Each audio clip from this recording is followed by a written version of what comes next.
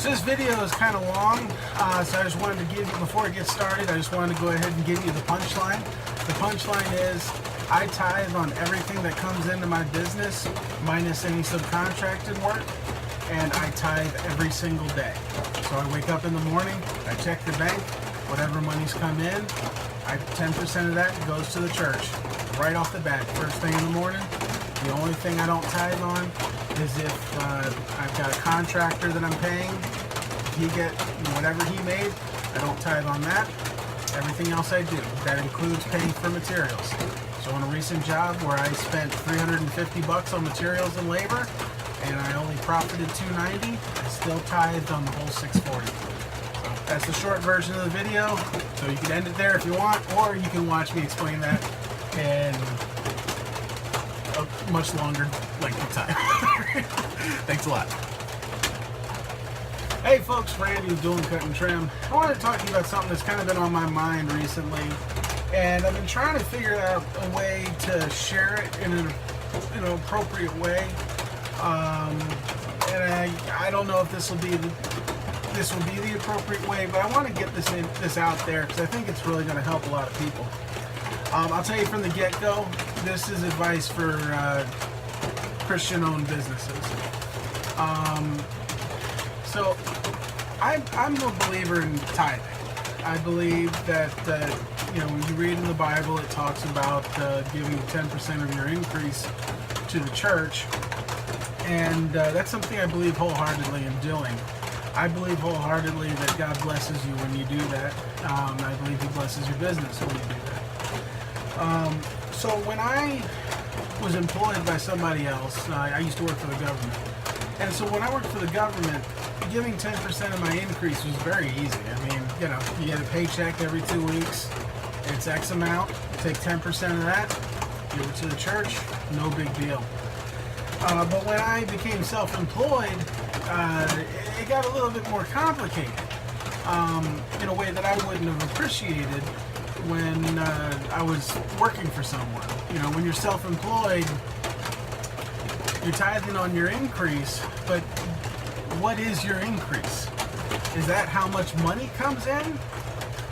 No. I mean, I don't think that's actually a good measure of how much of what your increase is, because just because I have, just say, $1,000 coming in, I might have 900 in expenses going out. So then is my increase 100? Well, yeah, unless somebody steals my gas can, then I got to spend $30 on a gas can. So it's really hard to measure what your increase is. The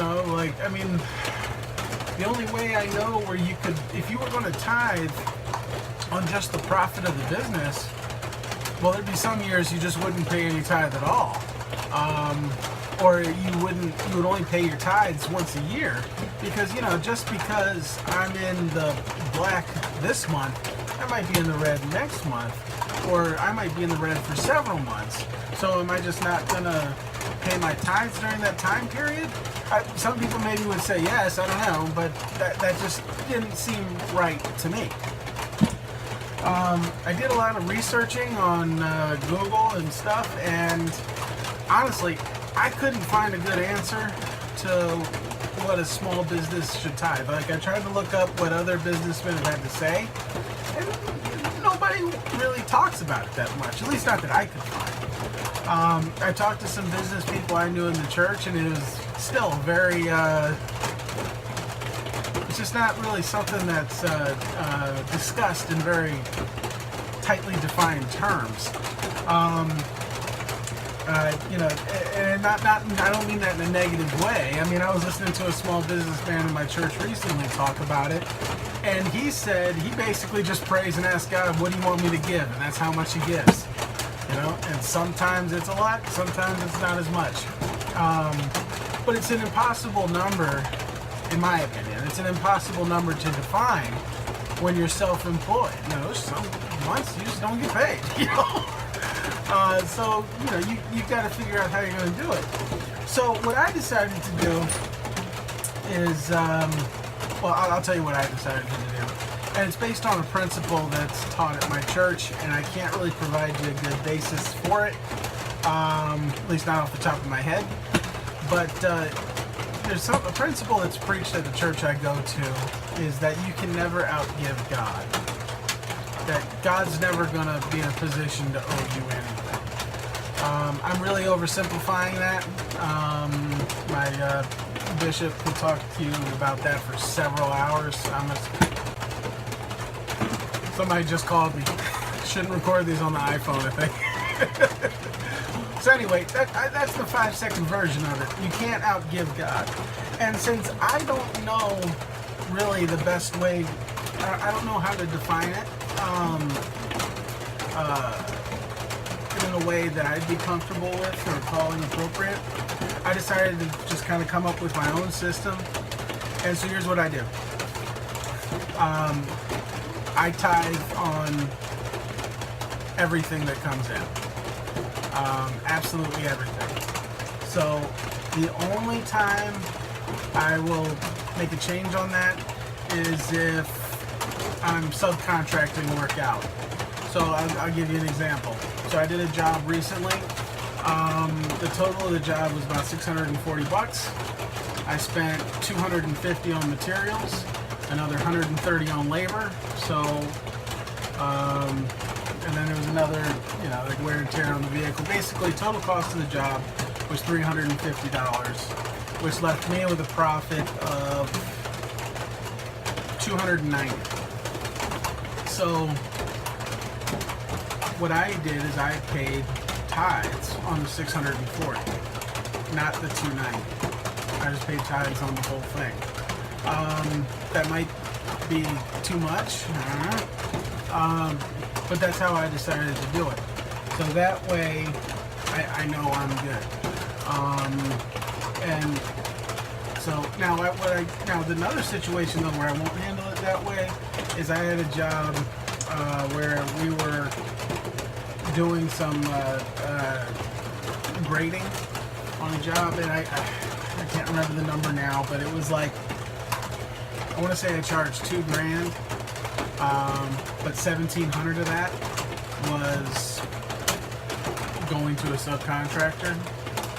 In that situation, I only tithed on the $300 portion that went to me. That's just how I decided to do it. If I'm using a subcontractor where it's very simple, these guys, I'm paying somebody to do something, I almost view that as an expense as opposed to something that I'm being paid, and so I don't tithe on that. So when I use the contractor that I use, whatever he gets paid, I don't tithe on that, because at no point am I seeing the increase. The only part of that I'll tithe on is whatever I charged for what he did. So like in that made up situation with wrong numbers, charged $2,000, he got $1,700. I tithed on the $300. So that's how I handle it. And I can tell you, I feel like I've been blessed because of it. I feel like we've made a lot of money this year as a result of tithing this way. The other thing that I've done is my church allows us to pay tithes online. And as you know, when you're a small business, you don't get paid every 2 weeks. Especially in a service business like mine, I get paid pretty much every single day. And so the way I handle that is I do, the Bible talks about giving the first fruits, not saving that for yourself, but giving the first fruits to God. And so that's what I do. I wake up around 4:30 in the morning. The first thing I do after I've gotten my coffee is I hop on the laptop. I check the computer to see how much money came in that morning. And then I immediately go to the church website and I pay my tithes every single day. That's how I handle it every single day. And I feel like that's been a huge blessing for my family. It's been a huge blessing for me. So that's how we handle it. And I hope this helps somebody.